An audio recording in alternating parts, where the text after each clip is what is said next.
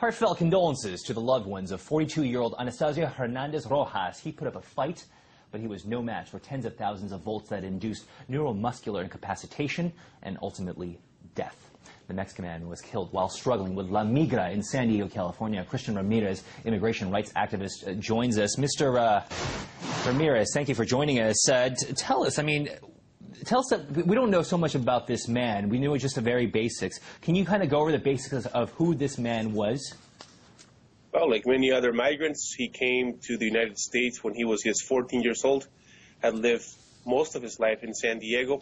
He was a construction worker, a very hard worker, leaves behind 5 U.S.-born children, a wife of 21 years, and he lived and worked in the working-class neighborhood of Encanto in eastern San Diego. A tragic and violent ending to a migrant story here at the U.S.-Mexico border. And I'm just trying to understand the details of the story a little bit more. Then why is it that he had to get into a fight with Border Patrol agents right along that border in the San Ysidro point of entry? Well, we're still asking the U.S. and Mexican authorities to make transparent and make public the reasons why Border Patrol agents used excessive force to detain a migrant who was about to be turned over to Mexican authorities for deportation. The incident occurred in an area in which migrants are deported every single day by the hundreds. These migrants are searched, are processed, and are in a very restricted zone. There is no justification to use this sort of force in an area that's still in control by the federal government. Anastacio Hernandez Rojas was in custody by the Border Patrol, about to be turned over to Mexican authorities, and this is really something that points to the fact that U.S. immigration authorities are not properly trained to deal with migrants, especially those who are in their custody. I don't know if you had done this already, but I want to add in the fact that he is a 42-year-old father of 5. Let me go down also that avenue that you had said about Border Patrol agents not really being trained to handle these kinds of situations. The use of a taser, there are various human rights groups, such as Amnesty International, who believe the use of a taser is really unjustified, that it is cruel and unusual punishment. Is this kind of how you feel about this incident, especially that resulted in the death of this 42-year-old father of 5? There is no question, according to eyewitnesses, according to many of the folks that passed through the busiest port of entry in the world, the Tijuana-San Diego border crossing, that excessive force was used. According to eyewitnesses, up to 20 agents may have participated in the beating of Anastacio. To some witnesses, he was kicked, punched, and tased while he was on the floor.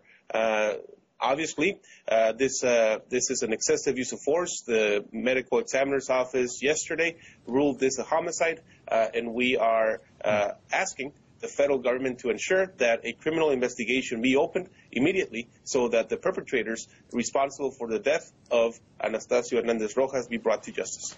20 Border Patrol agents versus one 42-year-old man. I'm not exactly liking those odds. I'm going to go ahead and read you a real quick quote by the U.S. Border Patrol that they had sent to us yesterday when we had tried to pursue the story, and that's this. The subject became combative. After repeated orders to seize, one of the officers deployed a taser to subdue the individual and maintain officer safety. Now, a lot of people will come out and say, look, this guy was putting up a fight. They had to do what they had to do. Do you have a response to that?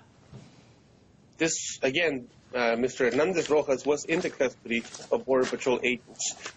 He was in a controlled area, a very restrictive area.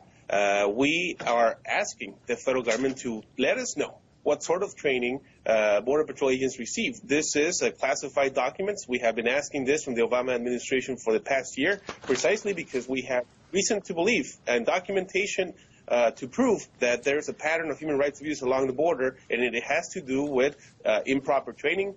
It has to do with the fact that there is very little accountability over Border Patrol agents, and this is part of the recommendations that we have given the Obama administration since he took office, since President Obama took office. Obviously, Mr. Obama has failed to listen to our request to provide proper training to agents, to have transparency in investigations, and almost a week after the incident, we do not know what the status of the officers involved. We don't know if they are in administrative leave. We don't know if they have been disciplined in any sort of way. And the fact that this incident occurred in the midst of one of the most anti-immigrant climates in the United States. It's really a strong message that we want to send to the Obama administration that this is a moment to demonstrate that he is truly committed to protecting the civil rights and reforming the immigration system of the United States. This incident could have been avoided. It wasn't, and those responsible for the death and the murder of Anastasio Hernandez Rojas must be brought to justice. Mr. Ramirez, I'm going to go ahead and switch gears here just a little bit, and I'm going to do that because you brought up the anti-immigration climate and President Obama. Of course, you know that the governor of Arizona, Jan Brewer, met with President Obama today, had a meeting with him, which she described as cordial. Do you, at this point, have a response to that meeting? Well, we want to make sure that President Barack Obama ensures that the civil liberties and the human rights of all people who live in the United States are protected. This is still a democracy. This is still a country that is ruled by law.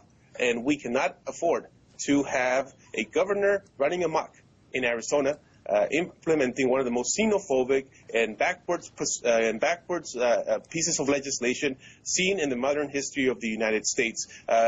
We need more than just meetings. We need more than just pretty speeches by the president. We need to make sure that justice is done.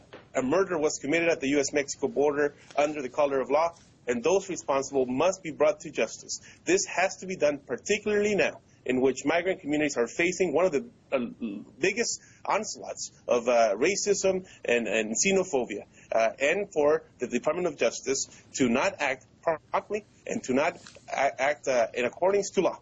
Will send a very bad message to the immigrant rights movement that has been peaceful, that has been organizing throughout the United States, demanding justice, and without a doubt, what happened at the U.S.-Mexico border is a crime that needs to be investigated thoroughly. Christian Ramirez, pro-immigration activist. Thank you for joining us from San Diego.